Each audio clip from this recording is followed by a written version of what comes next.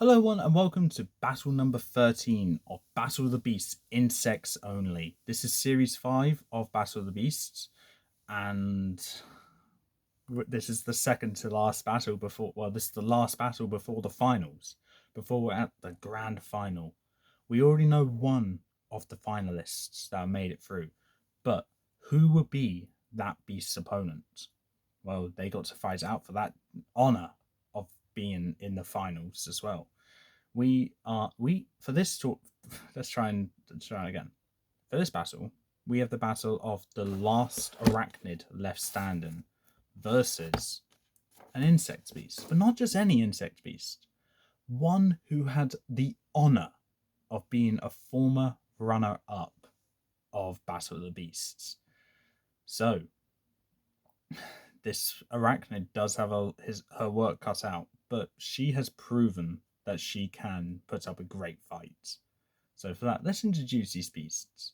Representing Series 21, the Sorcerer's Revenge, the Killer of Makoro, the Blinding Stinger in round 1, and Solix, the Deadly Swarm in round 2, we have Tarantix, the Bone Spider, versus her opponent, the Killer of Vespic, the Wasp Queen in round 1, and Quagos, the Armored Beetle in round 2. One who has participated in Season 2 of Battle of the Beasts Specials generation before, and has seen out the entire competition, making it to the finals before falling to Raksha the Mirror Demon. This beast has also participated in the All Generation tournament like Tarantix. But like Tarantix as well, I believe anyway, this beast died in round 2. So, with that, let's introduce the last beast to participate in the semi-finals, Creta, the Winged Terror.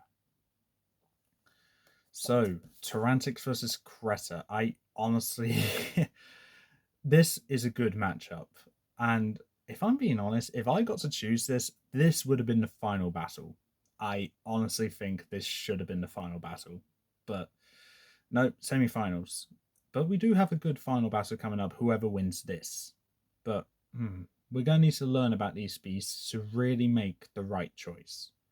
I already know what map I'm using for this arena. Sorry, I'm using for this one. But let's go through the stats first. Tarantix the Bone Spider. Tarantix is a monstrous spider the size of a stagecoach. 6 of her legs end in a 3-toed claw, and her massive body is covered by pockmarked grey bone. A tapered point at the rear end of the beast's abdomen generates a gooey spider silk, and the many eyes clustered on her vast head glitter with venomous hatred. Age 448, power 244, magic level 166, fright factor 92, size 274. Powers and abilities: web manipulation, regeneration, borrowing, natural armor, natural weaponry, and enhanced strength. Weaknesses: fire. Creta the Winged Terror. This beast is made of countless flying insects, forming a column which then sprouts arms and wings. Creta has terrifying fangs and 2 mighty horns. Age 227, power 281, magic level 170, fright factor 90, size 290. Powers and abilities: Stabia Physiology, Deformation and Reformation, Flight, Fire, Heat and Lava Resistance, Enhanced Durability, Absorption, and Natural Weaponry. Minions: Stabias. Weaknesses: Water. Okay, so we've done the stats here. We have Tarantix versus Creta. The battlefield is going to be the Fallen Kingdom. So with that, let's get into this battle. Oh, I've been waiting for this eventual matchup. Just saying that right now. I'm so glad I got this matchup. Thank you, Lucas.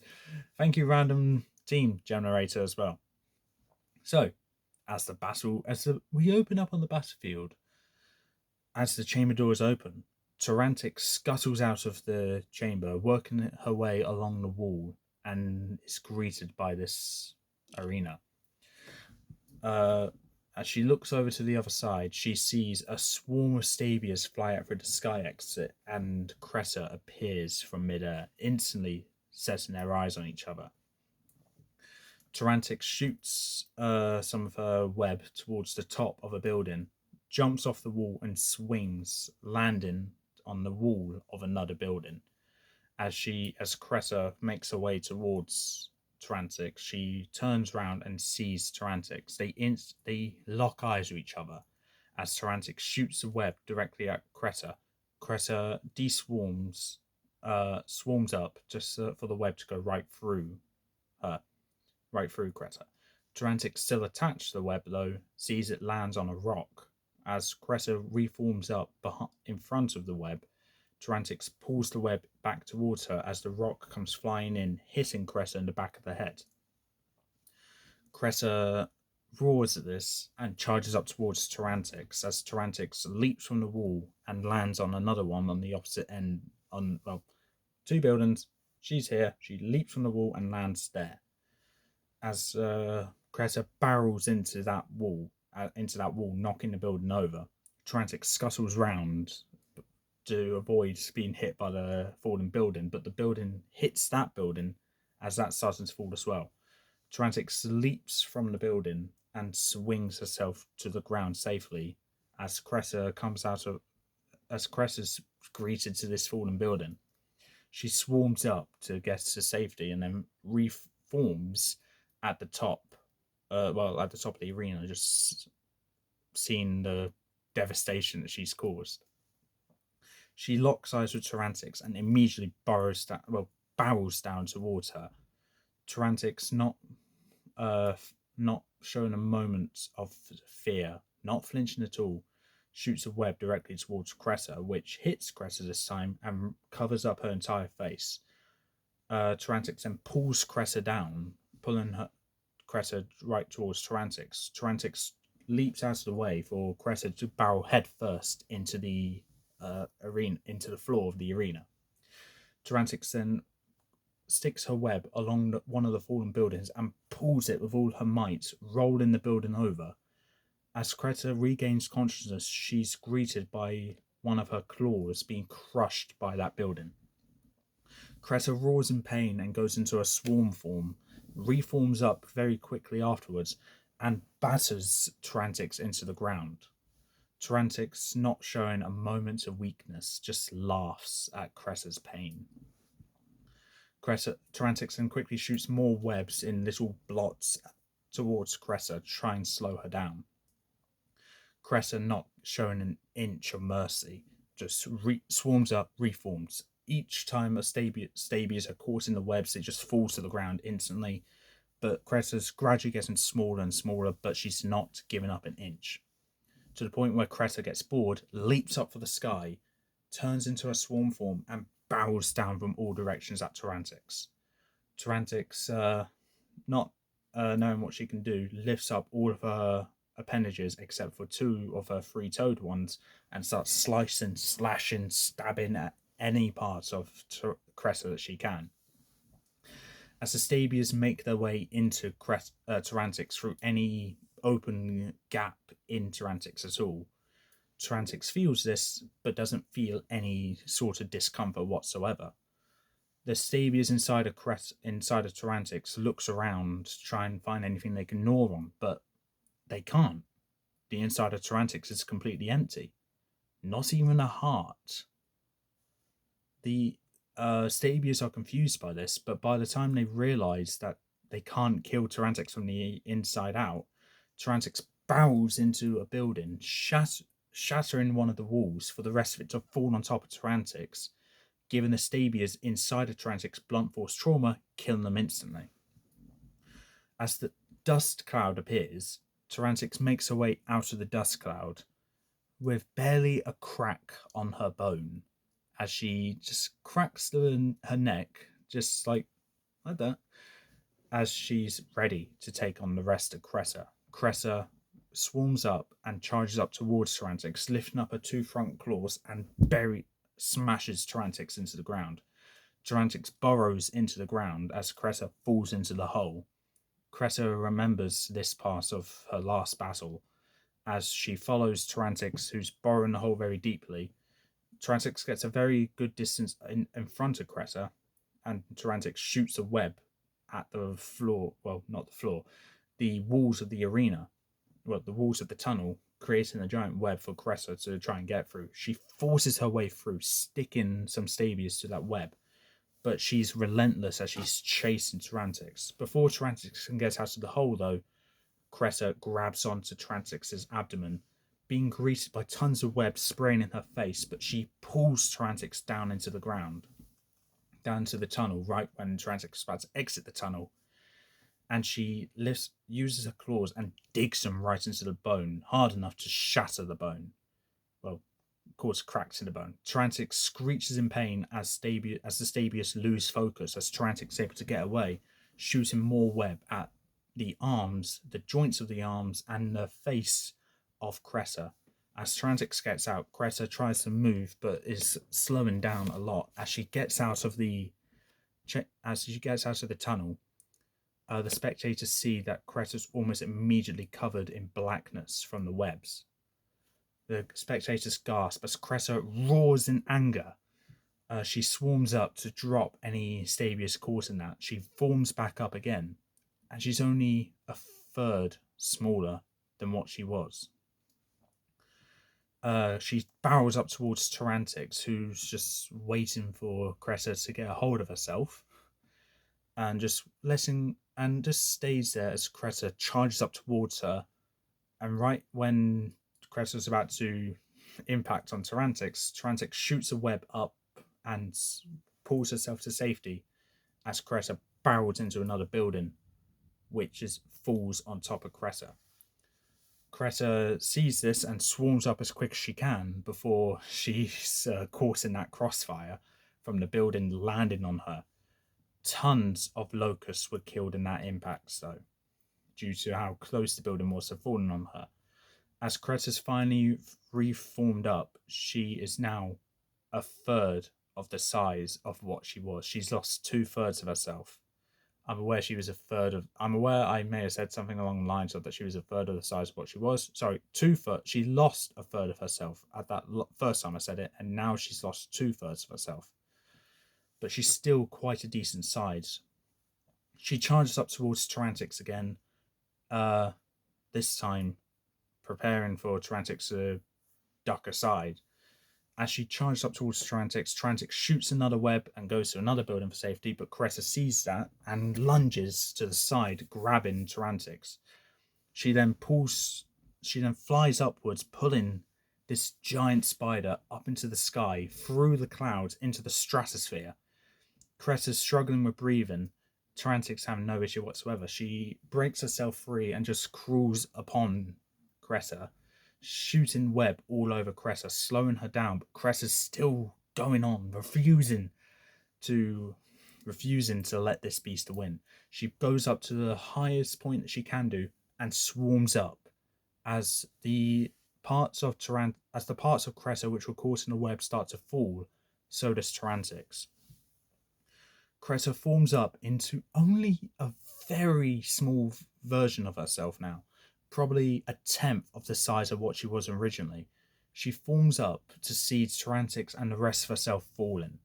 She charges up towards Tarantix and pushes her further into the ground. They're both coming down at blazing speed, so fast in fact that there's sparks starts to appear with how fast they're going from the stratosphere into the ground of the arena. And Tarantix starts to burn up in this because of this fire. Cressa feeling no pain from this fire whatsoever, though. Tarantix starts screeching. Cressa loses focus a bit, but persists, pushing Tarantix faster and faster into the ground. And eventually, bang, they shatter into the ground of the arena, causing all the remaining buildings left standing to fall down instantly, where Cressa immediately goes to her swarm form and flies away to safety at the top of the arena, seeing this chaos unfold. Tarantix, with her bone now very brittle, gets up weakly, staring around, seeing that the buildings are starting to fall over.